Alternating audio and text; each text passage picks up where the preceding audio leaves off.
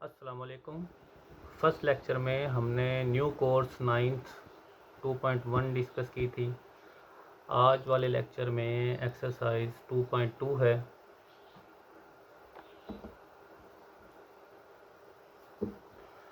लोगार्थम of a real number. ठीक है। In simple word, the logarithm of a real number tell us how many times one number must be multiply by itself to get another number. सादा अल्फाज में ये है कि अगर हम एक रियल नंबर का लोगार्थम लेते हैं तो वो हमें ये बताता है कि एक नंबर को हम खुद से कितनी दफ़ा मल्टीप्लाई करें तो हमें दूसरा नंबर जो हासिल होता है। ठीक है। जनरल फॉर्म है लोगार्थम की, ये जनरल फॉर्म दी हुई है हमारे पास। इसमें हमारे पास जो b है वो हमारे पास है बेस, x हमारे पास है रिज़ल्ट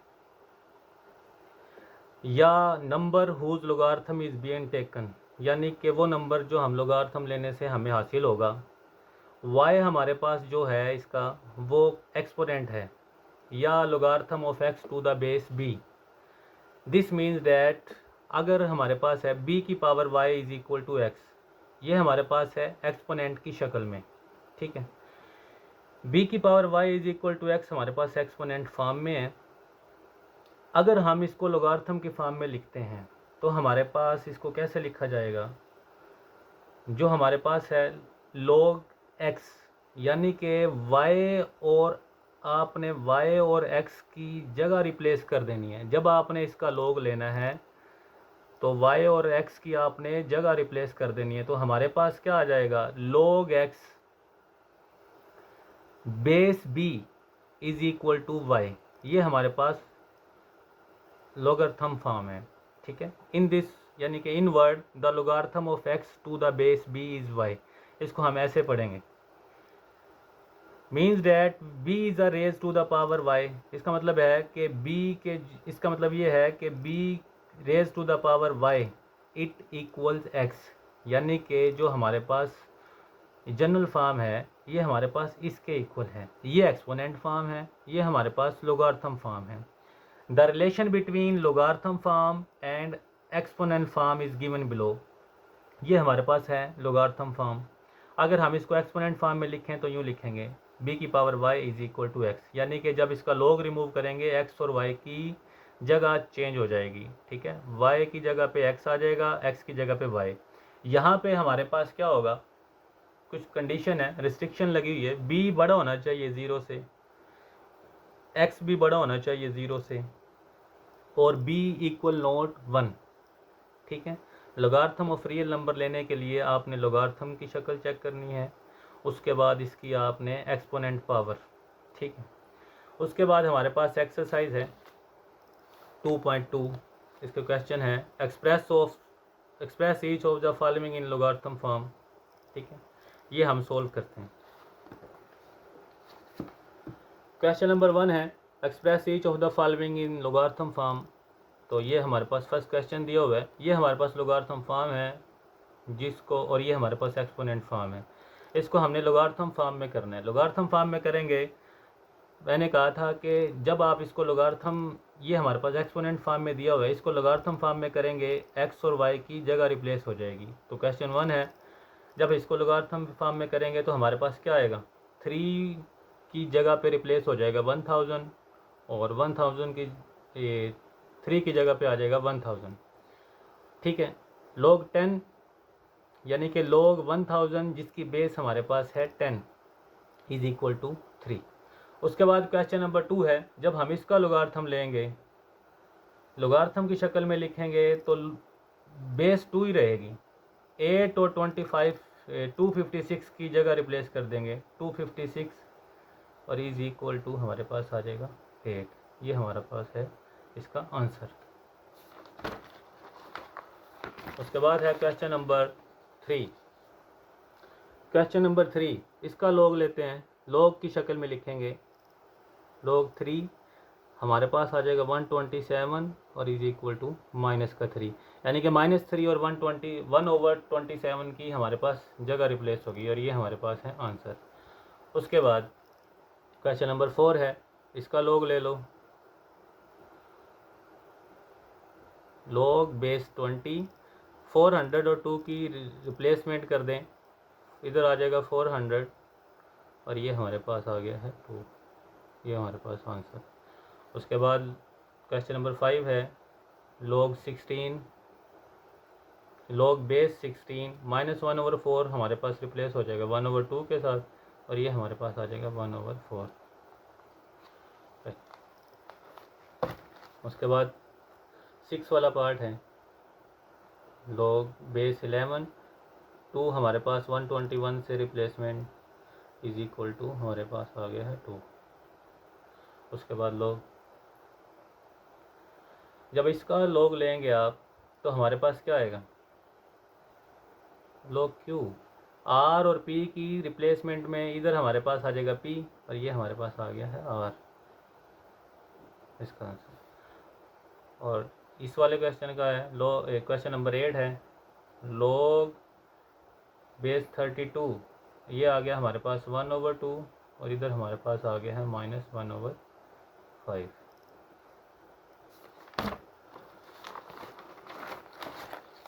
उसके बाद एक्सरसाइज का क्वेश्चन नंबर 2 है। क्वेश्चन नंबर 2 में क्या कहता है, express series of the following in exponential form. इसको हमने एक्सपोनेंशियल फॉर्म में करना है, यानी कि log इसका रिमूव करना है। अगर हम इसका log रिमूव करते हैं तो 5 के ऊपर हमारे पास 125 की जगह पे 3 और 3 की जगह पे 125, ये हमारा आंसर हो गया। 2 पार्ट है तो 16 और 4 की रिप्लेसमेंट कर दें, इधर हमारे पास 2 ही रहे। log इसको एक्सपोनेंशियल की फॉर्म में लिखना है तो हमारे पास 2 के ऊपर आ जाएगा 4 और ये हमारे पास आ गया है is equal to 16।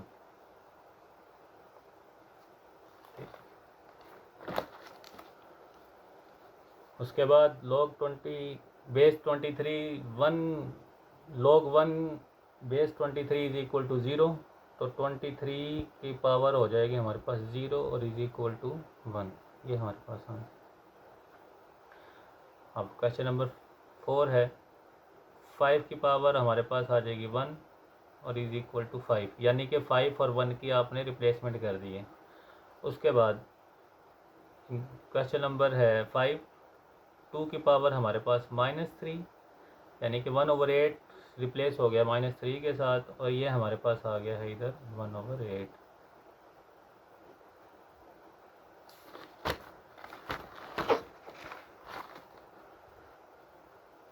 Question number 6 है तो इसका जब हम log रिमूव करेंगे तो 9 की पावर हमारे पास 1/3, यानी कि 3 की जगह पे 1/2 आ जाएगा और 3 इसकी जगह पे आंसर। इसका एक्सपोनेंशियल की फॉर्म में लिखेंगे तो हमारे पास 10 की पावर 5 और ये हमारे पास इस जगह पे आ गया।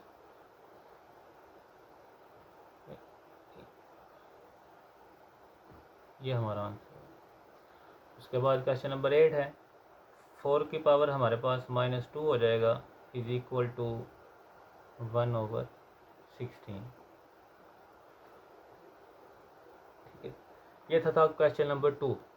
नेक्स्ट हमारे पास है question number 3, find the value of x in each of the following, यानी कि इसमें हमने x की वैल्यू फाइंड करनी है। x की वैल्यू फाइंड कर रहे हैं, ये हमारे पास लोगारिथम की शक्ल में है। अब हमने इसको पहले इसको हम कन्वर्ट करेंगे एक्सपोनेंशियल की शक्ल में। x की पावर हमारे पास आ गई है 3, यानी कि इसको एक्सपोनेंट में लिखेंगे तो x की पावर 3, ये आ गया 64। अब हमारे पास x की पावर है 3, तो 64 को हम कन्वर्ट कर लेते हैं फैक्टराइजेशन। 4 1 ज़ा 4, 4 16, 4 4 ज़ा 16, 4 1 ज़ा, तो x की पावर 3, 64 को हम लिख सकते हैं 4 की पावर 3। अब हमारे पास इसमें पावर सेम है तो एक्सपोनेंशियल पावर सेम हो तो हमारे पास बेस आंसर है x इज इक्वल टू 4। अगर इसको एक्सपोनेंशियल की फॉर्म में लिखें तो 5 की पावर x और इज इक्वल टू हमारे पास क्या आ गया 1। अब इधर हमारे पास 5 है जिसकी पावर x है, तो हम 1 को 5 की पावर 0, यानी कि जिसकी मर्जी पावर 0 लें, हमारे पास 1 के इक्वल आता है। तो हमने इधर हमारे पास 5 था तो 5 की पावर 0 लिया तो हमारे पास 1 के इक्वल है। अब दोनों की बेस सेम है, x इज इक्वल टू 0, ये हमारे पास आंसर है। ओके, नेक्स्ट हमारे पास है क्वेश्चन नंबर 3। अगर हम इसको एक्सपोनेंशियल की फॉर्म में लिखें तो x इज इक्वल टू 1 और ये हमारे पास क्या आ गया 8। x इज इक्वल टू 1 है तो x की पावर 1 तो x इज इक्वल टू 8, यही हमारे पास आंसर है। उसके बाद क्वेश्चन नंबर 4 है, इसको एक्सपोनेंशियल की फॉर्म में लिखें तो 10 की पावर आ गया -3 और इज इक्वल टू x। अगर हमने इसकी पावर को पॉजिटिव करना है तो इसको रेसिप्रोकल कर दें, यानी कि इसको ओवर में लिखेंगे तो 10 की power +3 is equal to x। 10 की पावर +3 यानी कि 10 मल्टीप्लाई बाय 10 तो ये हमारे पास आ गया है 1000।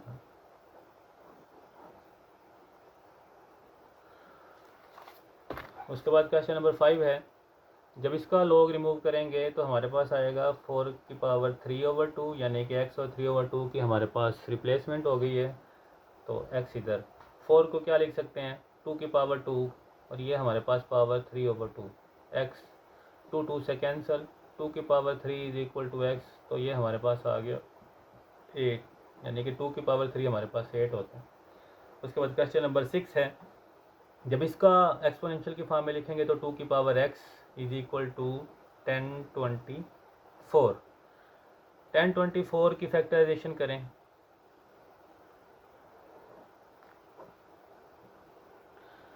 तो 2 5 ज़ा 10, 2 1 ज़ा 2, 2 2 ज़ा 4, 2 2 ज़ा 4, 2 5 10। उसके बाद है 2 6 12, 2 1 ज़ा 2, 2 2 ज़ा 4, 2 8, 2 6 12, 2 4 8, 2 3 32, 2 1 ज़ा 2 16, 2 8, 2 4, 2 2, 2 1 ज़ा 2 यानी कि 1 2 3 4 5 6 7 8 9 10। तो 2 की पावर x तो ये हमारे पास आ गया 2 की पावर 10। अब दोनों की बेस सेम है, x इज इक्वल टू हमारे पास power answer x is equal to हमारे पास आ गया है 10। तो ये हमारे पास थी एक्सरसाइज 2.2 जो मुकम्मल हमने सॉल्व कर ली है। तो आप देख लिए, अगर आपको इसमें कोई मसला नज़र आए तो आप कमेंट में पूछ सकते हैं। अल्लाह हाफिज़।